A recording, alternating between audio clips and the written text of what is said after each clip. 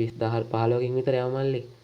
අර කට්ටියට අපි ඔක හොයන්න බෑ. අපිට අක් ගාලා තනින් අල්ලමු.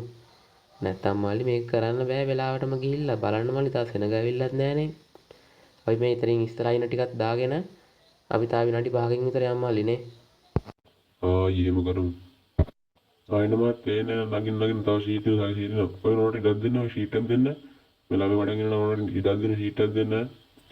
නගින් බලවත් තව ඉඩ දෙනවා ෂීට් තියෙනවා නගින්. දෙනියා අතරම නවත්තන්නේ මල්ලා මාත්‍යා නගින්න.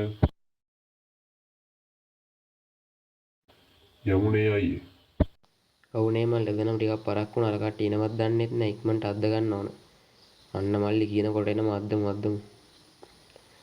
අද නම් මේකට දෙකක් කියන්න අද වලිය සෙට් එයි වගේ.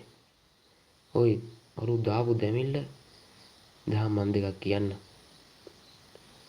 ඒක අද්දනව නැද්දිල්ල.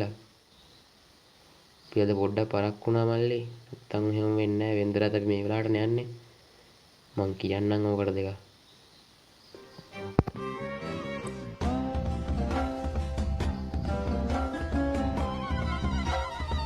ඉස්සරහෙන් දාලා නවත්ත ගන්නවා. ඉස්සරහෙන් නවත්ත එක යනවා. වලිය සෙට් එක මං දෙකක් කියලා ඉන්නම් ඉස්සර නැත්තම් අපිට යන්න වෙන්නේ නැහැ මල්ලි. එතනින් නවත්තගමු. මං කියලා කතා කරන්න ඕකට. කොහොමද? ඔය ඉන්නේ. ඕයි බෑපන් එළියට.